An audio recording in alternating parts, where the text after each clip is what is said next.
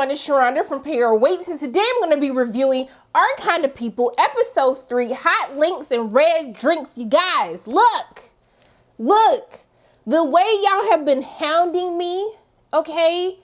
Hounding me in comment sections, emails, DMs. Don't y'all be paying attention? I told y'all, give me 2 weeks. I am booked for 2 weeks. I will not have time to get to Our Kind of People until episode 3. Why y'all don't have no faith in me, y'all? So this recap is dedicated to Alton. You know who you are, baby. You were right. I was watching it. I just needed y'all to let me get to week 3, okay? So I'm recapping this episode. I will be recapping every episode of the season. As soon as the episode ends, you come right to my channel. I will have the episode ready for you to go through my thoughts on each week's episode. So let's go ahead and get into it. It's Juneteenth, you guys. And so essentially Angela's having a dream. She sees her mom at a little Juneteenth party. They got their little dance going on. Then all of a sudden her mom disappears. I say, oh, okay. Dang, mom, I thought you was going to stay a little bit longer than what you stayed for. And so she wakes up. And so they talk about how Angela's mom really loves celebrating Juneteenth. They had the whole house decorated. Nikki was dancing, and then she tagged mama in, and they were dancing together. I was like, they so cute together. And so we see that, you know, she's sitting there talking to her aunt, and she painting her Louboutins. I said, baby, why you paint your Louboutins like to keep it up like that? Just for y'all random side note, for anyone who has Louboutins, I just want to let you know, you can go get a red padding put on your Louboutins, okay? That will basically never let your Louboutins scuff. And so that way you ain't got to be like Angela sitting there painting the Louboutins. I know what y'all thinking, Sharonda. Those Louboutins were fake, but no, those were actual Louboutins. Like, I was looking at the inside of it, or it's just a really good fake. I don't know. But I was like, they actually look real to me. But it was just like, when you guys buy your Louboutins, go get the little padding added to it so it doesn't scuff. And then y'all ain't even got to do all of that, okay? So we basically see that Nikki ends up getting a text message, and she beating the brakes up off of someone. I was like, dang, Nikki, like, you look so happy. You be beating the girls down like that? So basically, you know, her past is coming back to get her because, you know, she had gotten in trouble last school year. And so we end up finding out later in the episode that the reason that she was beating the brakes off of her is because she was talking smack about her grandma, about her dark complexion. And I said, you know what? I typically don't condone violence, but for that, you needed your ass beat, okay? That's why you got the brakes beat off of you, all right? So we see that Angela is basically getting ready to go do her presentation. She's trying to get into the incubator program for her brand of hair care products. And so essentially, you know, Leah, just being the hater that she is, the disrespectful hater that she is, basically says, well, I don't like your branding. And then she was like, well, the brand is my mother. And then she was like, she called the design like a ghetto swap meet. I said, Beesh, I was ready to take my earrings out, square up, okay? Square up right now. Catch these hands, okay? A ghetto swap. I said, you know what? Leah is just a bitter beast, okay? And I don't even like calling people that, but that's what Leah is, okay? And she gonna get what's coming to her, right? So we see that, you know, I like how Angela, you know, she held her composure, even though she should have been telling her to square up. And so essentially she gives like the history about how like she doesn't want to abandon her community. Like, these products are meant for our community. And we should celebrate that. Like, there's nothing wrong with that. No, I don't want to do price gouging and, you know, make it to where my people who this is intended for can't even afford my product. And so she was basically just like, no, Beesh. No, it's a no-go. I'm not changing my logo. So we see that, you know, she ends up walking outside and she sees Leah a little raggedy behind. And she was like, you know, I'm just hard on everybody in the incubator program, so I don't want you to take it personally. I was like, Beesh, you know you lying. And so Angela starts singing a Negro spiritual and keys her car. And I was just like, ma'am, I really love her nice petty. I love to see it. I love to see her nice petty. I was totally here for that. And so, you know, she basically told her like, hey, Leah basically later in the episode, she comes to Angela and she asks why she saw her mother, because later in the episode we see that Leah goes to see her mom and she finds a hair care product. So she started banging like she 5-0 on the door, and I was like, Beesh, you just banging on people's doors like this? Like, what? And so she was just like, She said she knows about her paternity claims, like, Beach, I know you my sister, and what? Don't care. And so then Leah was like, what's your price to leave? And then Angela, first of all, I was like, Angela, now, baby, I know you was going for the theatrics and you was trying to be dramatic, but you slicing your hand with the blood. I said, baby, like, did we need to do all of that? Like, even Leah was like, okay, girl, like, okay, I got your point. Like, you could have just said, there is no price, all right? So she basically put her blood on the check and was like, here, you can go do your own little tests and stuff. And so Leah's like, you know, you're not going to get into this incubator. You know, I ran credit checks and stuff. And I was like, ooh, dang, she checking credit though? Like, I felt like she looked at my credit. I was like, baby, like, what you see on my credit report? And so she's talking about all the debt that she's in. I was just like, see, we're going way too far with this. It's just a bit much. But I guess, you know, Leah, basically Angela was like, well, guess what? She handed her the blood check, and then she was like, you're going to have to share the thrones. You're going to love having a sister. I just love all her little shady comebacks. It don't even be like, you know, like shade, but she just be like, Beach, I'm better than you, okay? I would say when they go low, she goes higher, but like, no, because she's still being petty, just like Leah and the Raggedy Franklin family, but it is what it is. It's still good entertainment. So we see that, Angela actually goes to Teddy and hands Teddy the blood check that Leah wouldn't take. And she basically says, like, how dare you send your daughter, you know, how dare you send your raggedy daughter to do something that you couldn't do? She didn't call her raggedy, but she is raggedy. So essentially, you know, we see Teddy's like shaking his hand. And so I was like, dang, does Teddy have Parkinson's? Which they later confirmed. He gets the phone call that he does indeed have Parkinson's. And so we also saw that Leah peeped that he had Parkinson's, like that his hand was shaking. So I don't know if she's going to make the connection and if she's going to use that to finally get rid of her dad as the chairperson, since she's trying to oust him out of the company anyway. I don't know how this is going to play out, but I'm sure once she finds out, she's going to leverage that, you know, to her own benefit. So we see that she tells him that she won't be for sale, and he tells her like, hey, I didn't send Leah, and look, you don't know the whole story of what happened between you and me and your mother. You know, at first he tried to be like, you look just like her. She was like, you bet not. You bet not. So I was like, okay. I mean, if you like your mom, you look like your mama, but I understand, like, you don't want him, don't you dare speak her name out of your mouth. That ain't what she said, but that's basically what she said. So he basically says, like, you know, we just have to manage you being here. And I was like, manage your daughter being here? Like, baby, what you talking about? What you gotta manage? That's your daughter. He was getting on my nerves. And so later in the episode, we see Nikki's hanging out with Taylor, and then a girl tried to talk out the side of her neck, you know, about colorism, and then Nikki had to school them. Then the girl thought she was gonna start talking smack too, and then basically Nikki was about to beat the brakes up off of her, but Taylor got involved in it, and then she ended up telling Taylor what happened.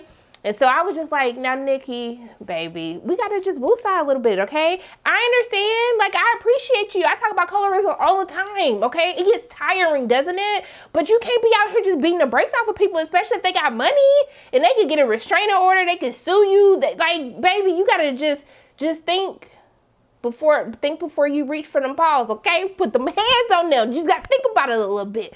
So, Tyreek, trash. We'll get into that later.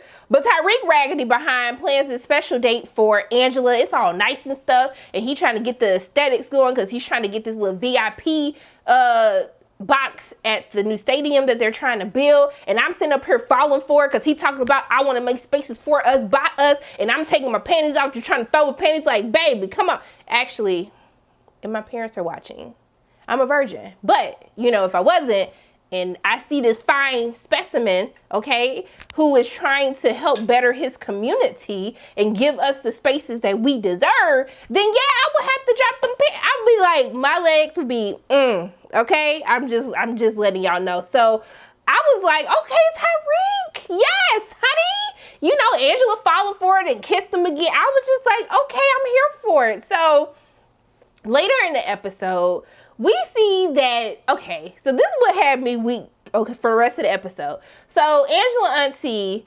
basically, she in this car, she circling stuff, she being all Inspector Gadget. I said, baby, what is you doing? So then all of a sudden, this dude pop up, and I was like, ooh, where you come from? And then the other person jump in, it's Teddy Raggedy behind. So Teddy pop in like, and what? Okay?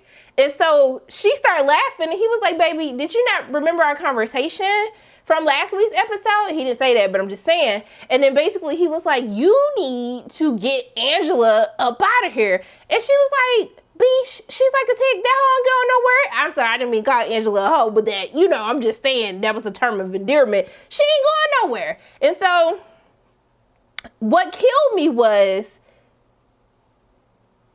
she was like, is this where Darius is at after we had our falling out? And he was like, falling out? He was like, you mean when you killed him?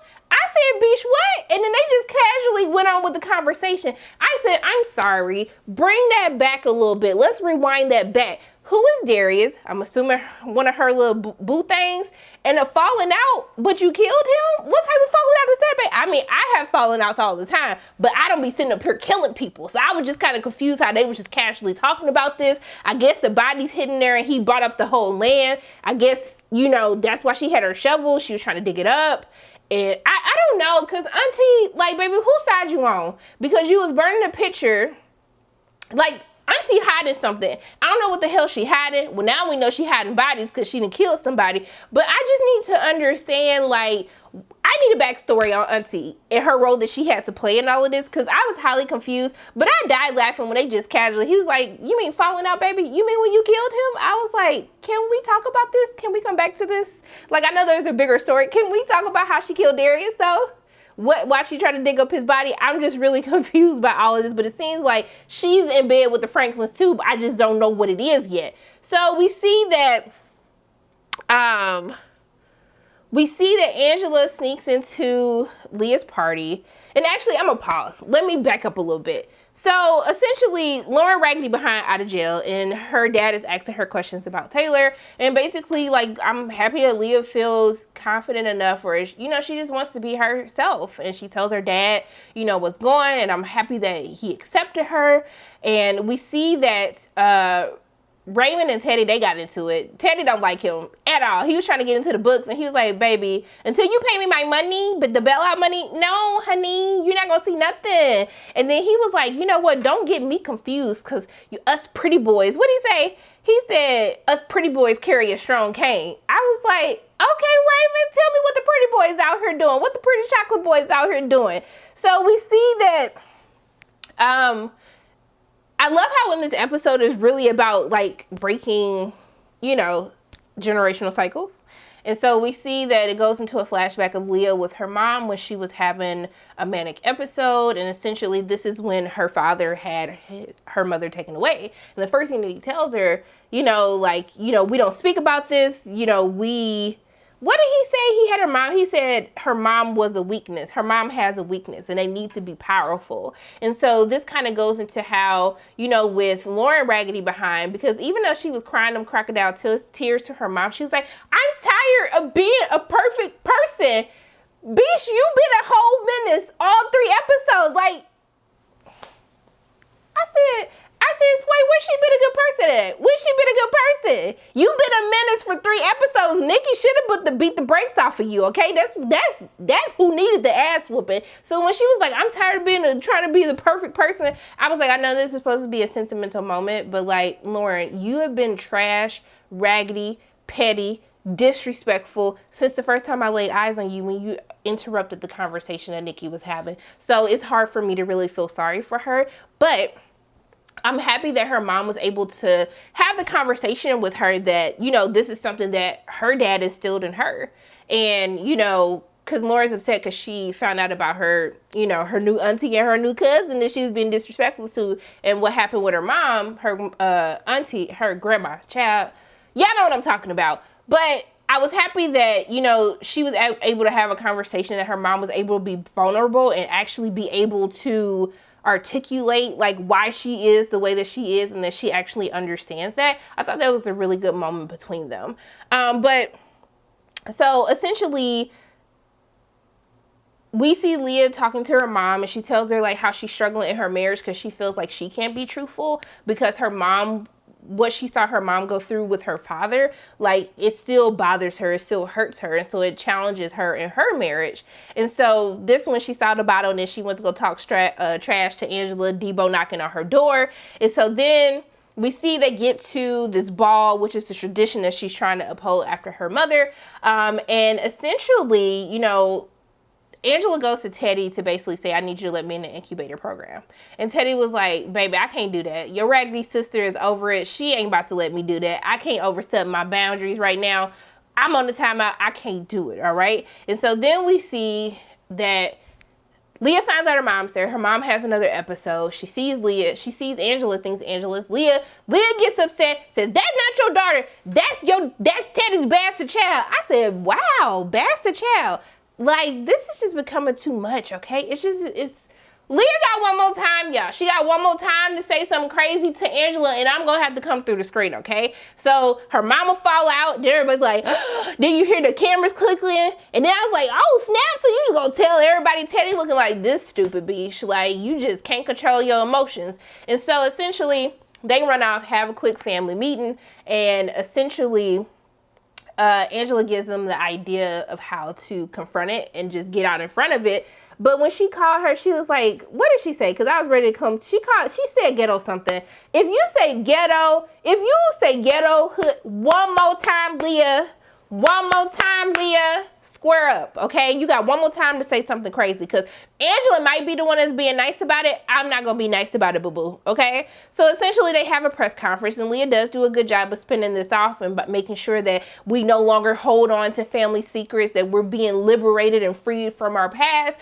And so essentially, she tells the truth about, you know, how Angela is her sister, and people's like, and I'm like, And then Angela come up cheesing as her dad is holding both their hands as their unified front. And then Angela's like, oh, I just feel so welcome to be a part of this family. And now they have accepted me as family sister and now businesswoman. And she basically announced that she got the incubator program. And I was like, that's how you do it, beesh. And I know Teddy was like, low key, he was like, that's my daughter right there. That's that gutter. That gutter. You gotta take stuff by force if you need to. And so basically when she whispered in her ear, she was just like, what did she say in her ear? I forgot what she said in her ear, but she said something crazy, but I was really here for it. So we see that Angela ends up having a conversation with Nikki later in the episode. She tells her she wants her to be the face of the brand. She wants her to see how beautiful she is, which I think is a really cute, like, idea. But Nikki's talking to her about how, like, you know, she posts on social media because she's hoping that one day her father would see her and want to come find her. And then I was like, Angela, how you doing the same thing that your mama did to you? Like, how that make sense for me real quick? How you hiding her daddy from her like your mama hid your daddy from you? But then we see she goes to the jail and this dude comes out like, Angela, what are you doing here? And she was like, it's time Nikki knows her dad. And then it goes off and I was like, what? And then I was like, yeah, and then the episode was over. And that's pretty much it. Now, you guys, I'm enjoying Our Kind of People. First of all, Papa Pope on here being another raggedy daddy. That's what I'm really here for. But I really love, like, the throwbacks to our culture and celebrating our hair and just seeing Black people thrive and be rich. They can still be shady, but they can be rich and be shady at the same time. So I'm here for it so far. You know, everything doesn't work with this show, but I'm sticking around for it. I will continue to recap episodes every single week, but so far so good. Actually, y'all, stop it. I forgot. Tariq raggedy ass is working for Teddy, and he didn't put cameras in Angela's house. I can't believe I was about to just let that go because I was so hurt that I tried to block it out of my mind. But Tariq raggedy ass working for Teddy, he didn't put the cameras in there. I was like, oh no. Oh no, he didn't. No, he didn't. I just need a moment. I'm sorry. I just need a moment.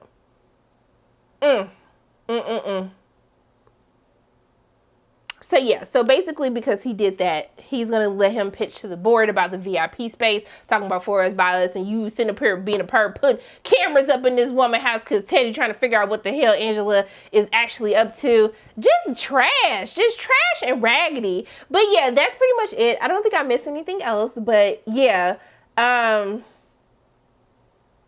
Yeah, that's pretty much it. The best line was when she told her, I guess I'm Franklin material. After I was like, I just love these little one-liners they be giving Yaya to Angela to be given to Leah. I'm totally here for it. But I appreciate you guys waiting for 3 weeks for me to get this recap out. But I will be better about it going forward. I love you guys so much. Those are my thoughts on Our Kind of People episode 3. As always, my name is Sharronda from Pay Your Weights. And if you like what you saw today, make sure you hit the like button, hit subscribe, share this video with your friends, and make sure you hit that notification bell. And I love you guys 3000. And until I see you again, bye.